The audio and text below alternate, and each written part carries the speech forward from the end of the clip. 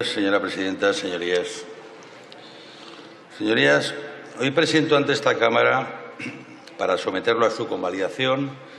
el Real Decreto Ley de Medidas Urgentes en materia de vivienda y alquiler, tras su aprobación por el Consejo de Ministros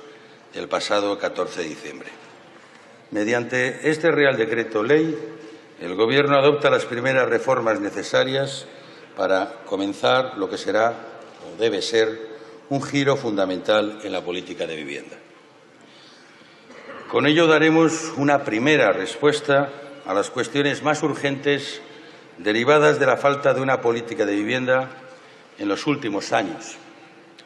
donde se redujeron las ayudas y los fondos destinados a vivienda. Hubo una desregularización del mercado que provocó la desprotección del inquilino. Se produjo la sucesiva privatización del stock de viviendas públicas, de manera que solo el 2,5% del parque en nuestro país es vivienda social. Y además se produjo una inacción legislativa y el entorpecimiento de las iniciativas en el ámbito autonómico. La reforma en materia de alquiler, impulsada y acometida por el Gobierno anterior en 2013, en la práctica supuso no incrementar sustancialmente la oferta, dado que prácticamente se mantuvo la misma tendencia. Subir los precios de manera muy importante, especialmente a partir de 2014 y en zonas urbanas y turísticas. E incrementar los desahucios, especialmente a partir de 2016, coincidiendo con el final de los primeros contratos derivados de la Ley 2013 y los plazos de 3 años. Como vemos, la reforma de 2013 quedó lejos de dejar efectos positivos en el mercado de la vivienda y el alquiler. Es esencial reconocer la situación actual en la que se encuentran las familias españolas que viven en alquiler, que necesita de una acción pública inmediata y urgente, tal y como lo avalan, por ejemplo, estos datos. Por un lado, el 43% de las familias españolas que viven en régimen de alquiler de mercado sufren sobreexposición financiera a los gastos de vivienda, de acuerdo con Eurostat, siendo esta cifra la más alta de los países de nuestro entorno. Y, por otro lado, el incremento de los procedimientos de desahucio derivados de contratos de alquiler. Los últimos datos conocidos de 2018 ratifican la tendencia ya apuntada en el año anterior, que es la de un considerable incremento, un 7,9% respecto del ejercicio anterior. Si a estos datos le añadimos el del escasísimo parque público de vivienda social en España, nos encontramos ante una situación frente a la que es necesario intervenir silencio, por favor, silencio, de manera inmediata. Como consecuencia de ello, en el Gobierno, desde el primer momento, nos hemos comprometido con una nueva política de vivienda que, además del contenido del Real Decreto Ley que desarrollaré, contempla medidas tan importantes como la elaboración de una ley estatal de vivienda que impida que los fondos buitres se queden con las viviendas sociales, incrementar la oferta con un plan específico para 20.000 viviendas para alquiler social y asequible, la utilización de todo el suelo público disponible, la introducción de mejoras en el plan de vivienda o la movilización de los recursos junto con el sector privado. Teniendo en cuenta lo anterior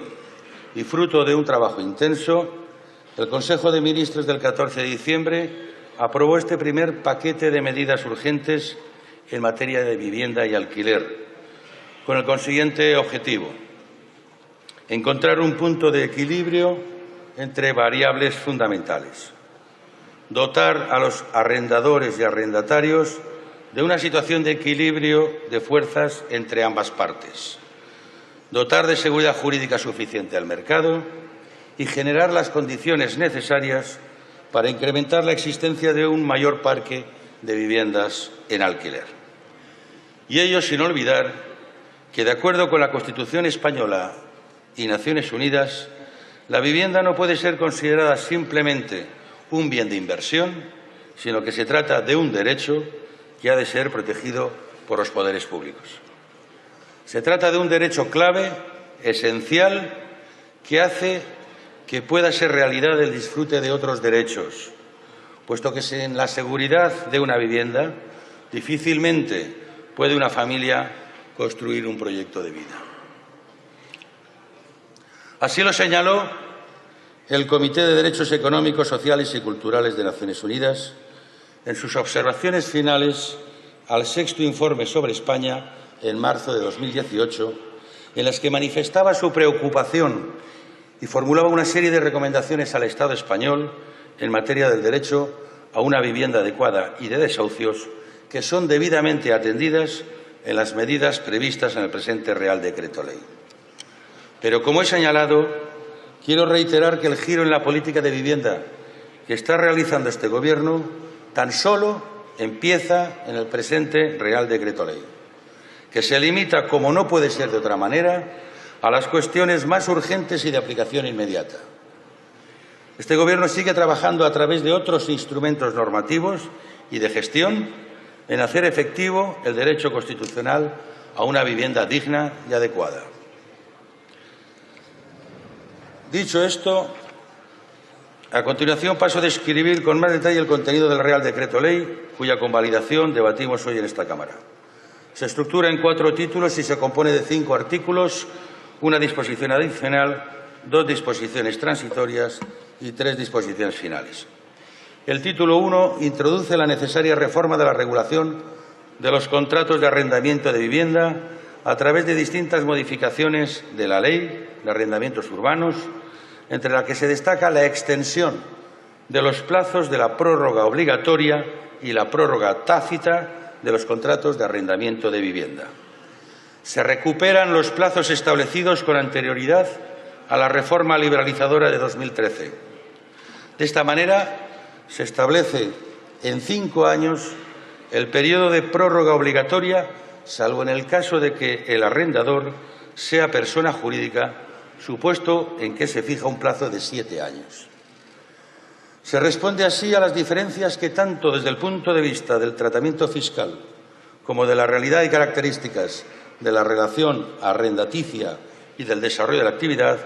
pueden existir en la práctica. En cuanto a la prórroga tácita, se establece que, llegada a la fecha de vencimiento del contrato o de cualquiera de sus prórrogas, y una vez transcurrido el periodo de prórroga obligatoria, si no existe comunicación alguna. Silencio, por favor, silencio. Adelante, señor ministro. Adelante. Si no existe comunicación de alguna de las partes en la que se establezca la voluntad de no renovarlo, se prorrogará el contrato durante 3 años, con lo que se dota al inquilino de una mayor estabilidad que deja de estar expuesto a la prórroga anual establecida en 2013.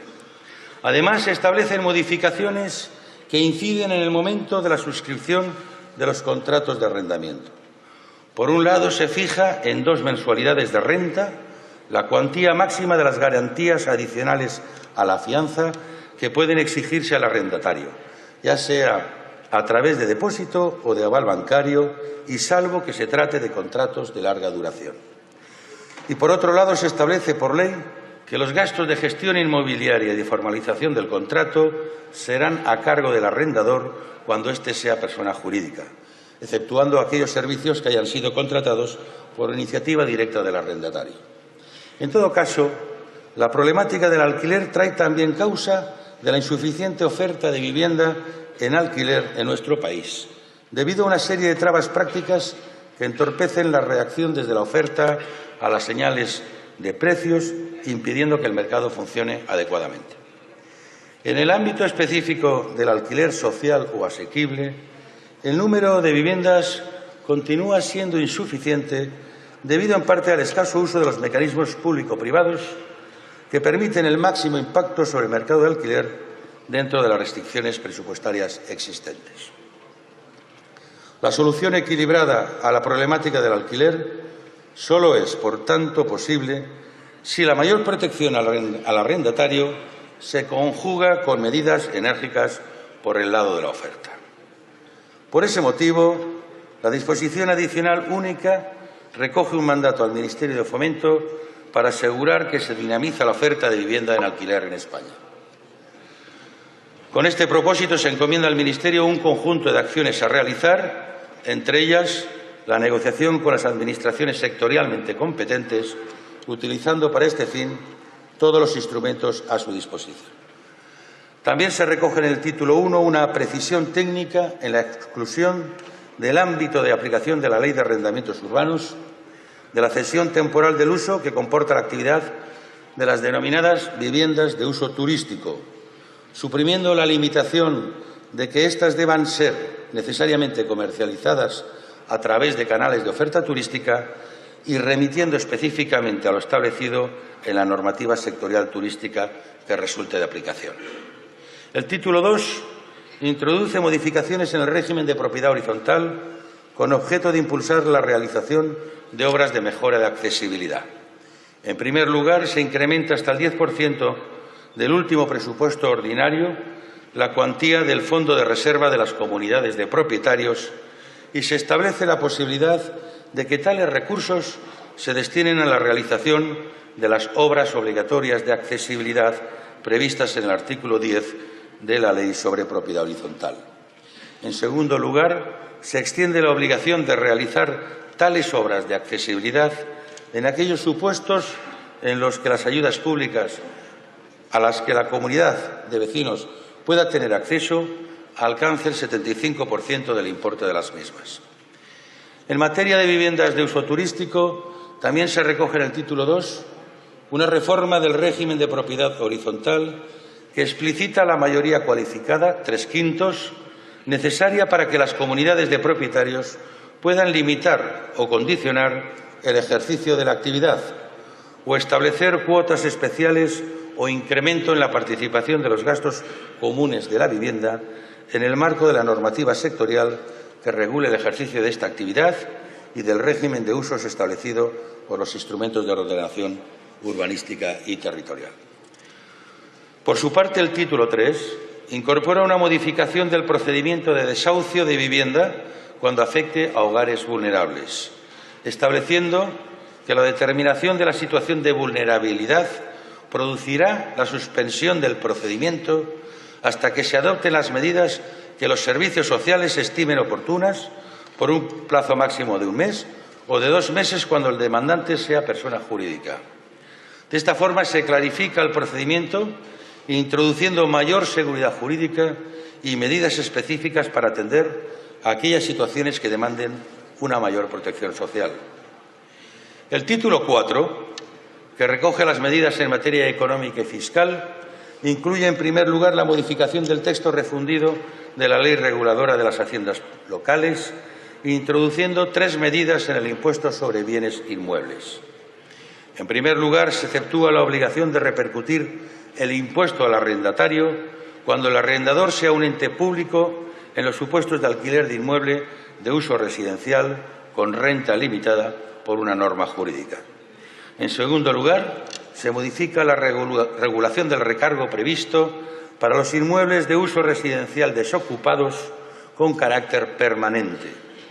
mediante su remisión a la correspondiente normativa sectorial de vivienda, autonómica o estatal, con rango de ley, al objeto de que pueda ser aplicado por los ayuntamientos mediante la aprobación de la correspondiente ordenanza fiscal. Y, por último, se crea una bonificación potestativa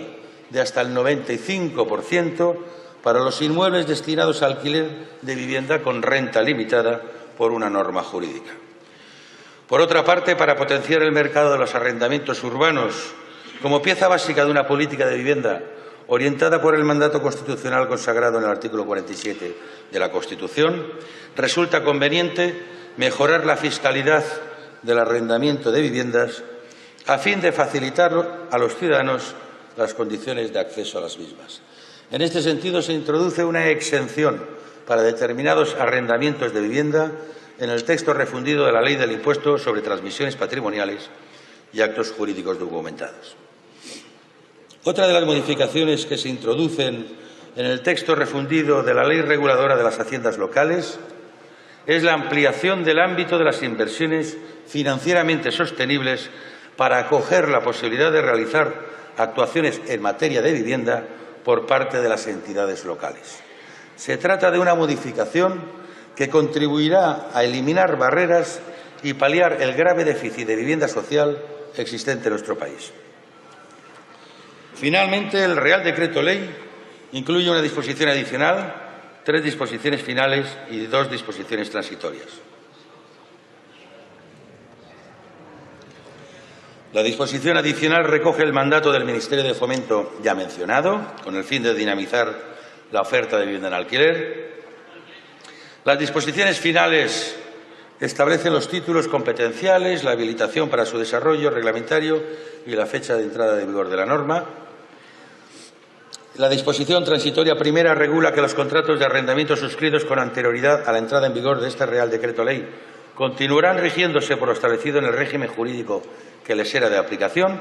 y la disposición transitoria segunda establece un periodo de 3 ejercicios presupuestarios para que las comunidades de propietarios se adapten a la nueva cuantía del Fondo de Reserva. Concluyo ya este apartado, señorías, y tras analizar la situación y ratificar las razones de seguridad, de necesidad y urgencia que exige la Constitución, el Gobierno procedió, como he comentado, en el Consejo de Ministros del pasado 14 de diciembre a la aprobación de este Real Decreto Ley. En consecuencia, solicito a la Cámara el voto favorable en la convalidación del mismo. Y ello porque, señorías, este Real Decreto Ley es un Real Decreto Ley de marcado carácter social, que trata de dar una respuesta política urgente al problema del acceso de vivienda en España,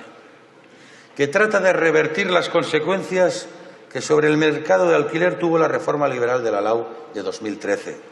Una reforma que no sirvió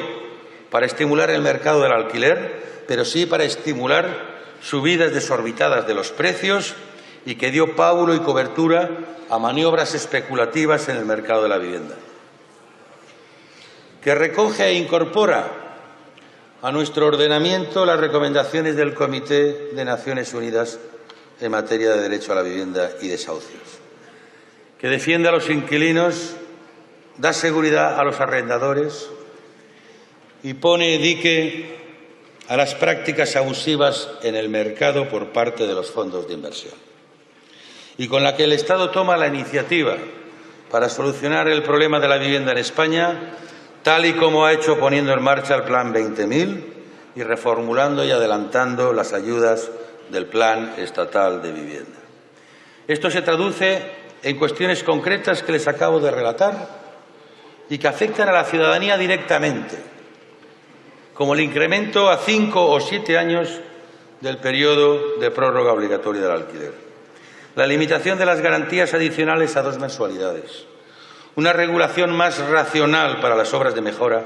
de la accesibilidad en comunidades de propietarios, la implantación de mayorías cualificadas para que las comunidades de propietarios puedan tratar las viviendas de uso turístico, el hecho de que los desahucios puedan quedar suspendidos cuando afectan a casos que requieran protección social,